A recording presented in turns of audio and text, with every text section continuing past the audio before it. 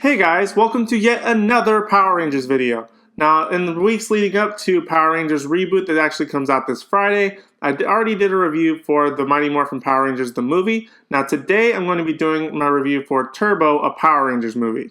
Now this film came out in 1997, and the story is that the Power Rangers have to protect this little wizard named Larigo, who holds the key to this lava monster sort of thing that this evil pirate woman Divatox wants to unleash and marry to gain more power and reign her evilness on the world. The Power Rangers have to gain new powers to stop her. Much like the original Mighty Morphin Power Rangers the movie, this film also holds a very special place in my heart. It's not quite as good as the original, and I think I even knew that as a kid, because it's very hard to beat the original Power Rangers group or even the whole team, movie, whatever. It's very hard to beat that. This one didn't quite live up to it, but it still is a very special place in my heart because it's Power Rangers and I love Power Rangers.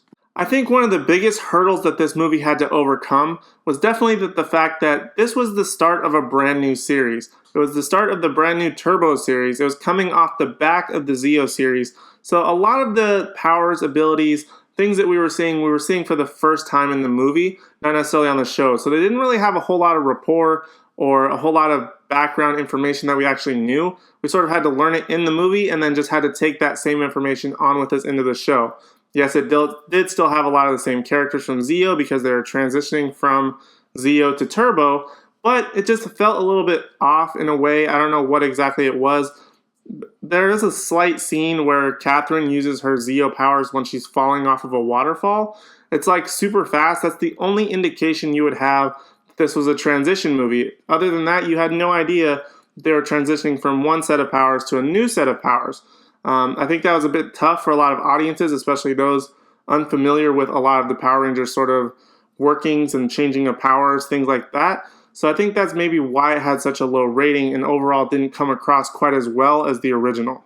Something that I definitely did like about this movie, however, was that there was a super big surprise that Kimberly and Jason came back. This was massive for me as a kid because I had no idea. And I still got that little bit of a nostalgia when I rewatched this film for the review. And the red Tyrannosaurus Ranger is obviously my favorite. Jason has always been my favorite Ranger. Austin St. John is my hands down favorite Power Ranger. We'll see how the new team does, but he's forever my favorite Power Ranger so far. Plus, it was great to see Amy Jo Johnson reprise her role as Kimberly. And fun fact, there's actually a 3-hour cut of this movie, despite it only being like an hour and a half-ish. Where actually things are expanded a lot further, and actually they had a storyline that Jason and Kimberly were actually in a relationship, despite the relationship Kimberly kind of had on and off again with Tommy, who was the Red Ranger in Turbo. I mean, they cut it out, but I think it would have been kind of interesting to see that 3-hour cut where a lot of these ideas were trimmed down and into sort of what we got. I think it would have been a lot more interesting to expand on little things like that and made a much more of an experience of a movie rather than just sort of playing at the kids liking the Power Rangers. Another really cool thing that I really liked about the Turbo series is that it really introduced a whole new dynamic as far as what the Power Rangers could be. The fact that Blake Foster, a kid, was able to be a Power Ranger. He actually took the place of Rocky in this movie as the Blue Ranger when they went from their Zeo powers to their Turbo powers, because Rocky got injured in a tournament, as it happens in the movie. But I think that it was so amazing that a kid, like you're a kid watching this movie and you're super excited that a kid could be a Power Ranger, just increasing your chances of maybe being a Power Ranger yourself. And that was like the ultimate goal. Of course you wanted to be a Power Ranger, and it would be so awesome to be one. That was definitely a dream come true if that was to be a Power Ranger. I mean, I'm still waiting on my Hogwarts letter, which I think I'm never going to get at this point. But, you know, the possibility of being a Power Ranger when you're a kid just made that even more exciting. However, this film is nowhere near as highly rated as the original Mighty Morphin Power Rangers the movie. As I stated in my previous video, the Mighty Morphin Power Rangers the movie was surprisingly rated at 50% on Rotten Tomatoes, which is still considered rotten, but, you know, surprisingly high for a Power Rangers movie. Now, Turbo Power Rangers movie took a drastic shift downwards and unfortunately has a rating of 17% rotten, which is a lot lower. And I think I can kind of understand why. When you not only take a look at the dynamic of changing from Zeo to Turbo without really having a whole lot of background behind it, it was a little bit of a difficult transition. But there's also something else that I noticed while rewatching this film that added to why maybe this film wasn't as critically received as the previous film. And I think that relates to the Power Rangers and their abilities. Because this film, they essentially lose their Zeo powers and now have to go and get the Turbo ones and receive them. But they don't really spend too much time as Power Rangers. Even when they're using their Zords or their car abilities, whatever, their cars that they transport with throughout the movie, they're still not dressed as the Power Rangers. When you buy a ticket to a Power Rangers movie, you expect to see some Power Rangers. But this one wasn't even an origin movie like this new one's going to be. So I don't expect to see a ton of Power Ranger suit stuff in this new film. But this one just didn't have a whole lot of action as far as the Rangers are concerned. It had them as their actual people, but it didn't necessarily have them in their suits fighting. It did towards the end in like that sort of typical third act, big moment sort of fight, but it never really had them in their suits and full of action. They would fight every once in a while. Like they were on a pirate ship at one point and they sort of fought these beings, like turtle zombie beings. I'm not exactly sure what they were, but I felt like they never really transitioned to that, to use their powers. They never used the best of their abilities. They were just people transitioning.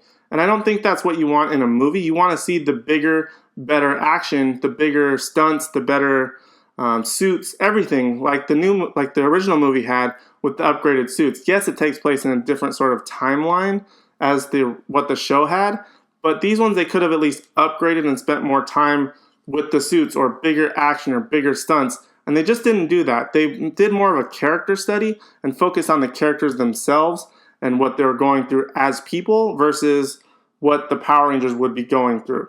Yeah, that's pretty interesting, but at the same time, they didn't go deep into their characters. They just showed people without the suits going through these action stunts, which just never really felt the same as the Power Rangers in their actual suits. One little thing that I do have to give the makers of this film, though, is that even though they didn't necessarily give us those bigger, better action things or suits or anything like that the original show or the original movie did, the Mighty Morphin Power Rangers movie did with the suit upgrades, the Zord upgrades, everything. This one at least sort of carried through what they did in the movie onto the show. All the suits, all the Zord things, transformations, the way they morphed, that whole sequence, everything was literally the same from the movie, and it translated into the show. Whereas the original movie, the Mighty Morphin Power Rangers movie, that was part of a different timeline. They morphed a little bit differently. They had different suits. They experienced things a little bit differently. It was a lot more cinematic, I would probably say. This one sort of kept the spirit of the show much more alive with how they went from the movie onto the TV show and starting that whole series as a whole. It was definitely a welcome continuity that was in the movie that traveled all the way throughout the Turbo series. Now, despite my love for the Power Rangers and these movies holding a very special place in my heart, the less subjective grade that I have to give Turbo, a Power Rangers movie, is a D+. To be frank, this film just doesn't quite live up to what the original sort of set up and sort of set the bar at.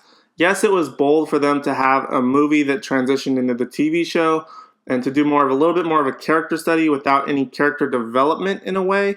They really focused on the people, but they never really went too deep into the people, which kind of hurt this movie. And I think that's kind of where the disconnect came with a lot of audiences. Unless you're a massive Power Ranger fan like myself, you just sort of get lost in why are these people running through the jungle trying to find this little wizard guy when there's really no action. Like, they'll be on a pirate ship, they'll fight a couple, and then they'll drive in their vehicles. Like, it never really felt like a Power Ranger movie. There wasn't that big Power Ranger moment. Yes, there were those like little fights toward the end, but even that massive fight never felt like it was something that was important, that there was something at stake. It felt very much like the show. And I think it was bold of them to carry that themes and everything that they did from the movie into the show, but it never really felt like it was a movie. It felt like you were watching just the show on a big screen. And it just felt that in between just was a big disconnect, I think, with people who watch the show. You want to see the Power Rangers. You don't want to see the guys outside their suits. I mean, I mean, it's cool, but you really want to see the Power Ranger stuff, the suits, the Zords, all the cool stuff. And this one just didn't quite deliver that in the same way that I think a lot of people were hoping for. So guys, those are my thoughts on Turbo, a Power Rangers movie. I hope you guys enjoyed it. I'm really looking forward to the new Power Rangers reboot. Hopefully I'll be having a video up on that pretty soon. I'm looking forward to seeing it, hopefully on Sunday. That's a lot later than I actually want to see it, but that's the only time that I'm going to have available. So as soon as I do see the movie, I will do a review and have it up on this channel. So make sure you hit that subscribe button down below as well as the notification bell so that you know when that video is posted and you can watch it right away. Guys, thank you so much for watching. You really are the best, and I'll see you in the next one.